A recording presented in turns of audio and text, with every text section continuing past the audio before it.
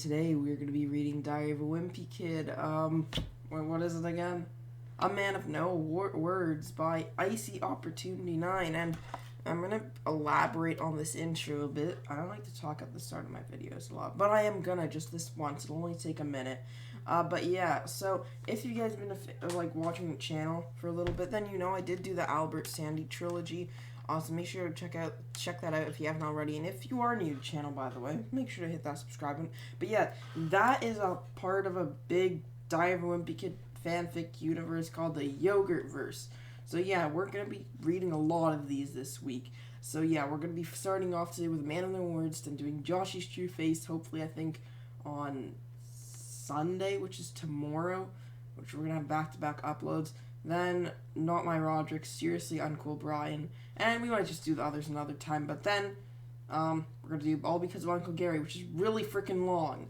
Like, look at this. Look how small the scroll thing is. Look how long it takes me to scroll all the way down. I'm not reading I'm not going to just read Diary of a Wimpy Kid for an hour. That's not what's going to be going down. But yeah, anyway, so I've rambled on for a while, but yeah, let's get straight into it. Also, one person complained that there was a lot of crap on the side, so I opened every page in a new tab, so I have 19 tabs of this open. So yeah, you're welcome for better quality stuff. Anyway, yeah, let's get into it. Friday. Today, Great Uncle Arthur showed up at our front door for no apparent reason. He didn't even knock or ring the doorbell, so I only found him when I was about to head to Rowley's to play video games. Papete. I wasn't quite sure what to do, so I called Dad over. Believe me, he wasn't that happy to see his weird uncle randomly appear in front of his house. What are you even doing here, Uncle Arthur? Fuh. Sadly, Mom overheard him and gave him a lecture about how families have to stick together and that. So it looks like Great Uncle Arthur's spending the weekend with us. Having Great Uncle Arthur over really sucks because once Mom let him in the house, he plopped down on the recliner in front of the TV and sat there for the rest of the day. This made playing Twisted Wizard Retribution extremely awkward for me. Merp. Do you mind? Then there's the fact that whenever somebody stays at our house, they always stay in my room and I'm forced to sleep in the air mattress in Roderick's room. If that isn't torture, I don't know what is. Saturday. When I got up this morning, I discovered that someone had left an extremely cryptic message on the kitchen table. I don't know who wrote it, but the way it was written makes me think it was Great Uncle Arthur. I don't know what that's supposed to say, but I'm pretty sure Great Uncle Arthur is trying to tell us something. Or is he? Eventually, I started to wonder if Roderick made this note to fool me, so I showed it to him. You're not going to fool me by scribbling on a piece of paper. In order to prove Roderick wrong, I got him to spy on Great Uncle Arthur with me. We sat there for half an hour, and Great Uncle Arthur didn't move a muscle. I was starting to think that this was all some practical joke until he picked up a pencil. I don't think any of us would have expected that. I mean, who would have thought Great Uncle Arthur knew how pencils work? The resulting message was just as cryptic as the first one. Sadly, Great Uncle Arthur's writing is horrible, so I don't even know what he's trying to say here. What I do know, though, is Great Uncle Arthur is Dad's uncle, so Dad probably knows something about him. Wait a minute, he's his uncle?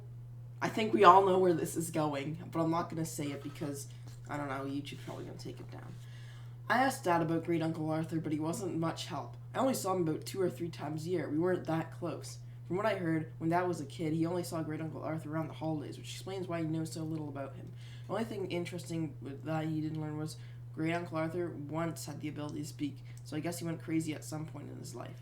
He kept denying Great Uncle Arthur for the rest of the day, but he just sat on the recliner and watched TV. It wasn't until that night fell that I remembered something that could help us decipher what he was saying. After Mom went to bed, I managed to convince Roger to watch that movie about the kids who made up their own secret language. Beagles Boogle, Skra. Translation: When I drop the book, start shooting. Sorry, that was...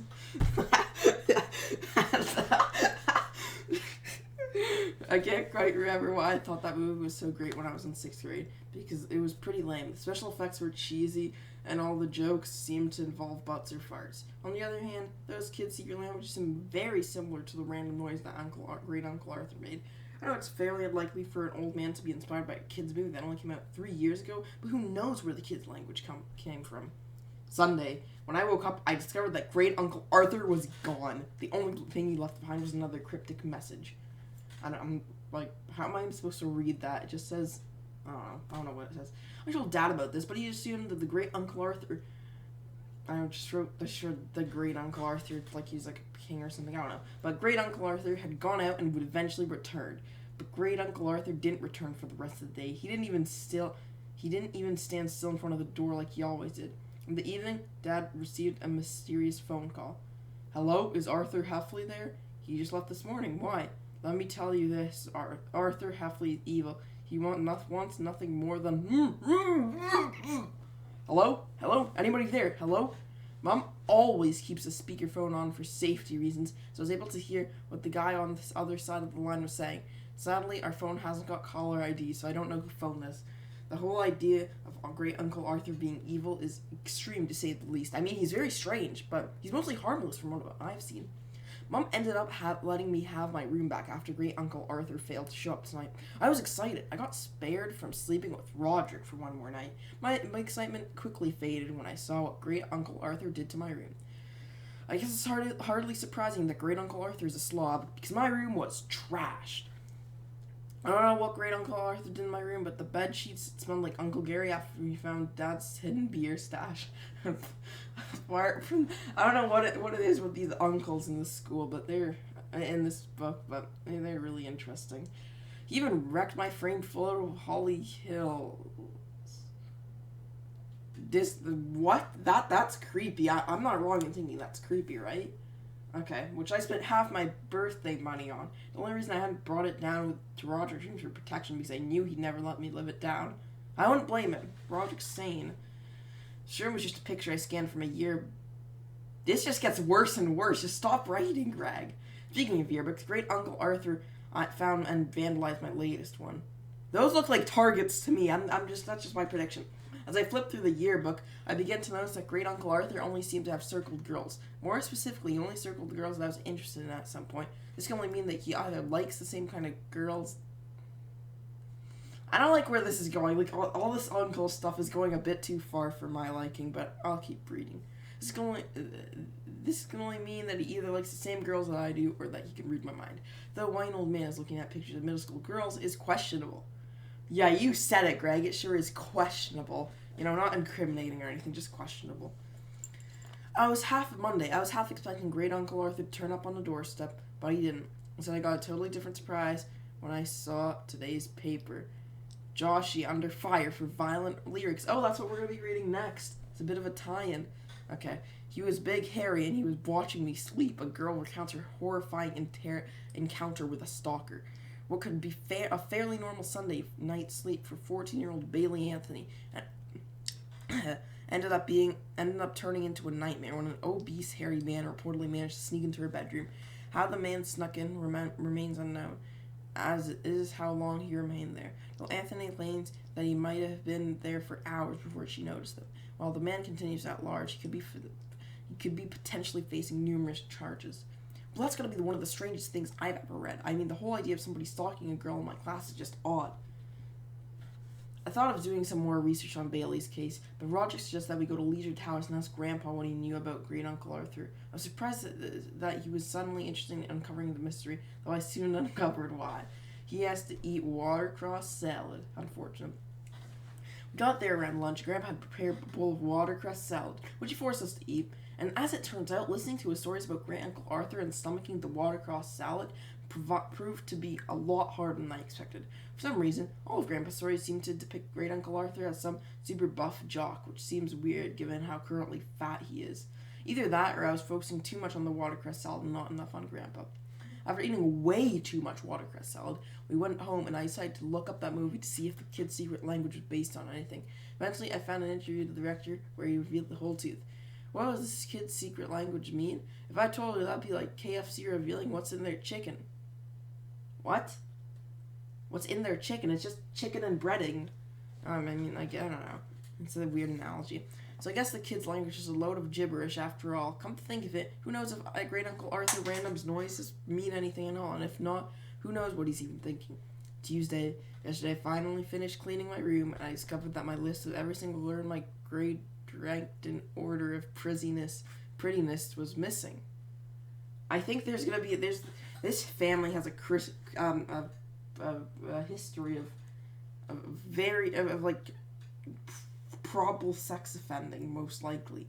And first Uncle Arthur, then probably some Uncle Gary, probably Frank. I don't know. I don't like where this is going. Sure, I made it 2 years ago and it's a bit of a date, but I especially didn't want to fall into the wrong hands.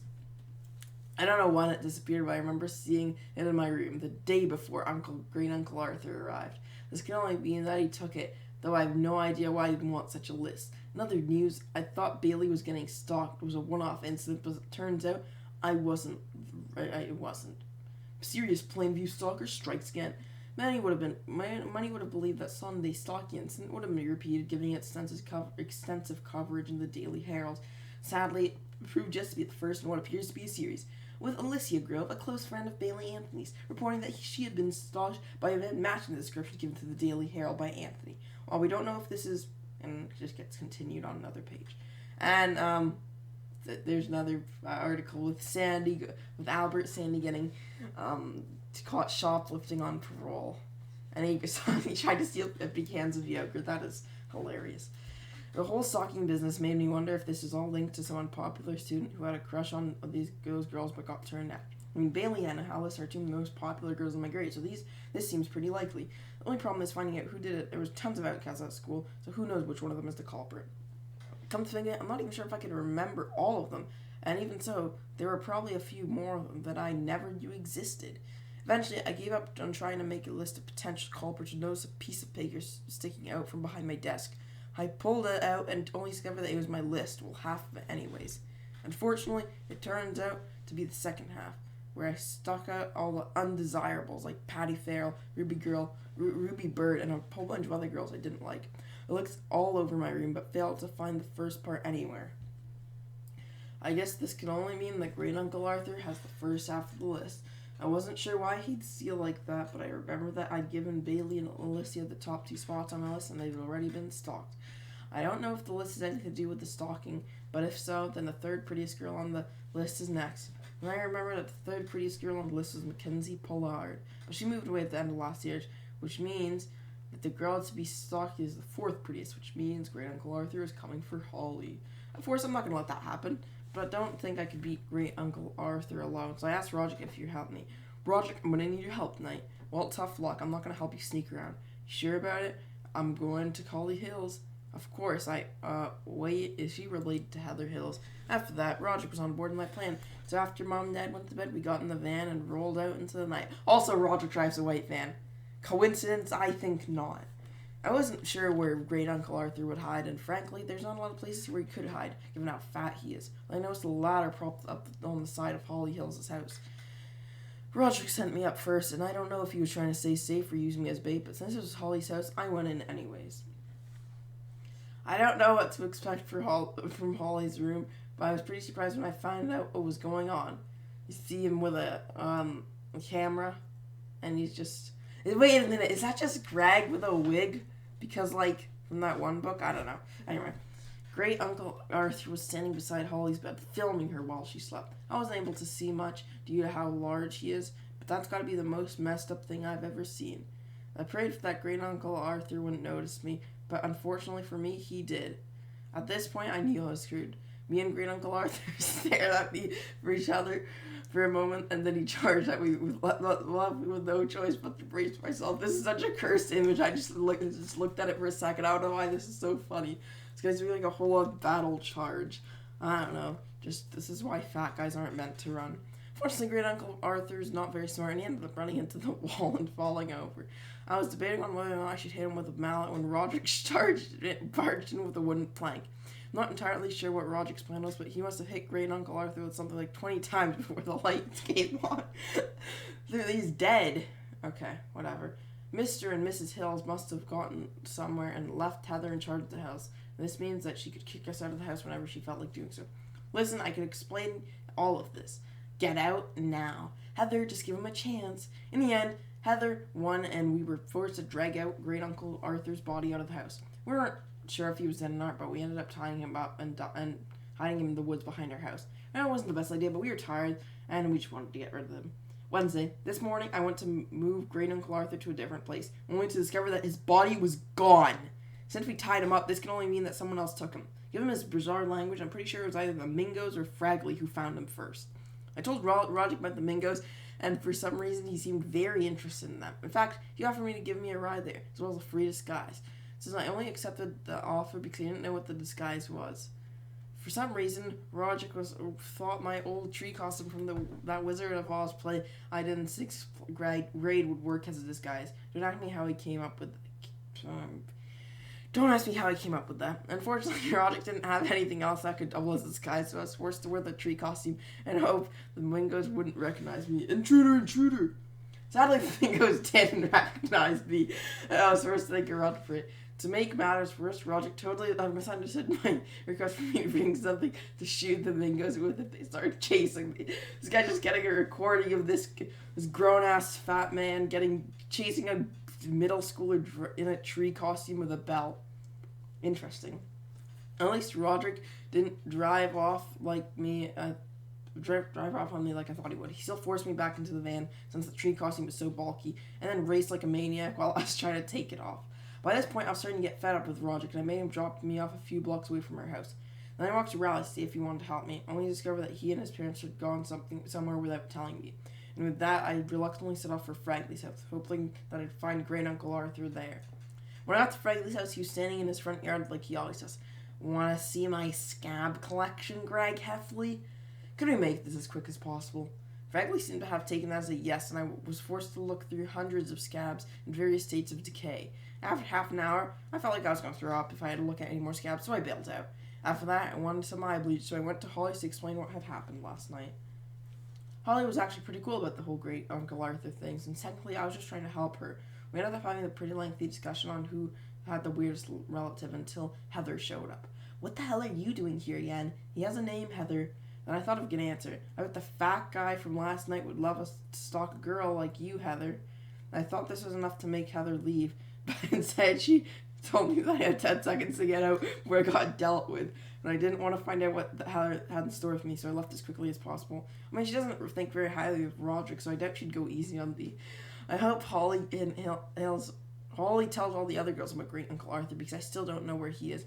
He wasn't in the Mingos' woods or in Fragley's house, and I'm not sure when or where he's going to pop up next, so I just went home, only to find Dad talking to Brian. "He just walked out on you?" "Pretty well. We haven't seen him since Saturday." It took me about 10 seconds to realize that they were talking about Great Uncle Arthur, so I told them what I knew. "I know what Great Uncle Arthur's been doing. He's been filming girls while they sleep."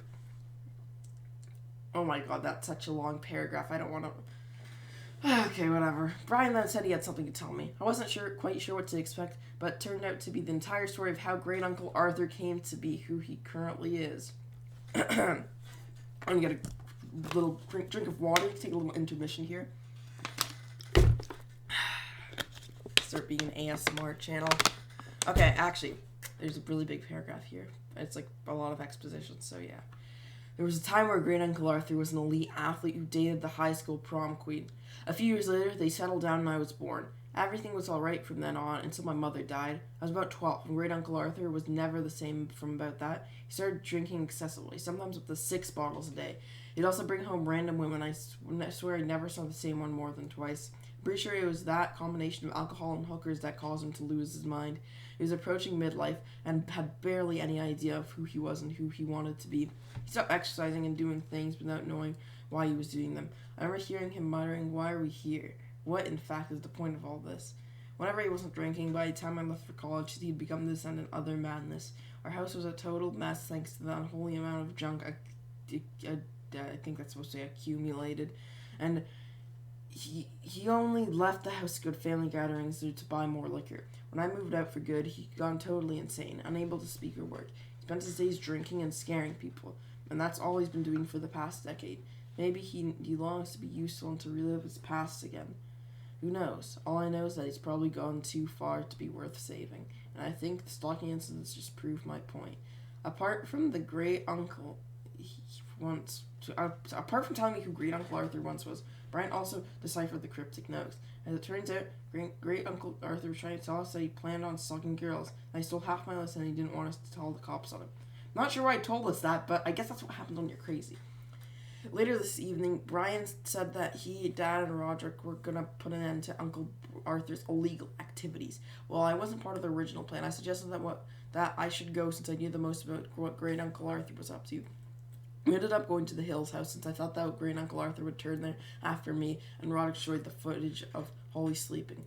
Once we got there, Brian made me and Roderick make sure no one was watching us while they went to look for Great Uncle Arthur. As it turns out, someone was watching us. P-Mud! Let's go! Go. I love P-Mud. After the P-Mud joke caught fire, I don't think a single girl in our school wanted to be caught dating Preston Mudd. I guess that's why he was here. If you want to know how popular P-Mud got, some kid from my school uploaded Preston's Athlete of the Month onto the internet, and that's all over there. Now everyone knows who Preston is, and I can kind of understand why I haven't seen him at school lately. Anyways, Preston got really mad at Roger for calling him P-Mad and tried to attack him. But I think Preston gave up on exercise after he got voted Athlete of the Month. It was pretty easy to defeat. They just knock him over the head with baseball bats. Okay. After we took care of Preston, we had to find Brian and Dad. Sadly, there was a problem. Somebody stop him. As it turns out, Great Uncle Arthur was already in the Hills houses chasing Holly around, while Dad and Brian were trying and failing to catch him. Gah! Vrah! Pshaw! Scream! Me and Roderick joined in the case, but we couldn't catch Great Uncle Arthur despite him not having exercised in at least 20 years. In fact, we couldn't stop him until Mr. Hills took care of him. Yo, that doesn't look like Jeff Kinney. There's your fun fact for in the movies. Mr. Hills is played by Jeff Kinney, the author of the book, so yeah.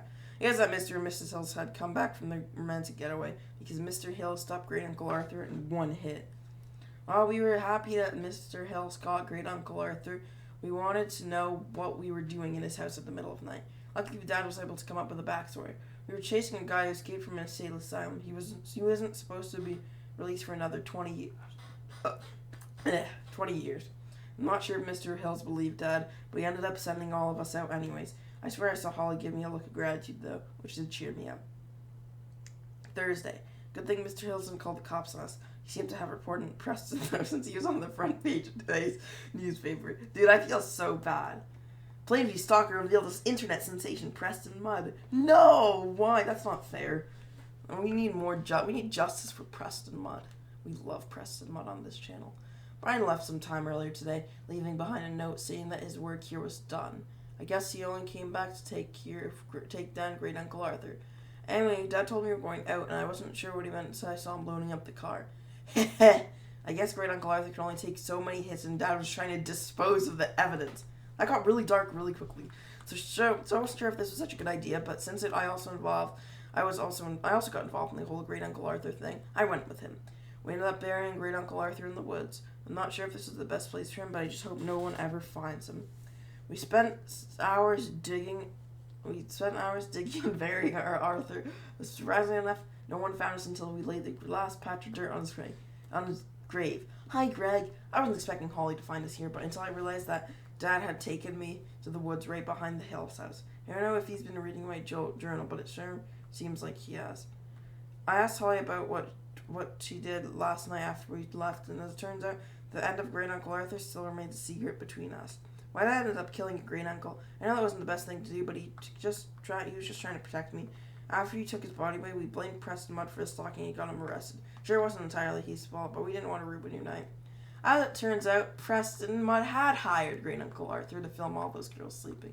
I guess he knew he'd never get a girlfriend due to everyone viewing him as P. Mudd. As for Great Uncle Arthur, I'm okay with what happened to him. I don't think he has a sentimental attachment to him. Anyone has a sentimental attachment to him, and as Brian said, he was too far gone to be worth saving. As I reflected on everything that had happened in the past week, I felt Holly tug on my hand, and suddenly it didn't matter that we were standing in front of a freshly dug grave or that Dad was watching us. I guess Great Uncle Arthur did do something right on his last visit. And P-Mud is stalking them. There's always like a little bit of a twist at the end, which is nice anyway. I just closed everything. Whatever. Yeah, like and subscribe. Hope you guys enjoyed. That one was way longer than I thought it would be because like there was double pages at like halfway through. But yeah, anyway, I have a headache, so I might not actually be ending. I was gonna just record everything today, like all of these, but that's not happening. So yeah. Anyway, bye guys. Like and subscribe.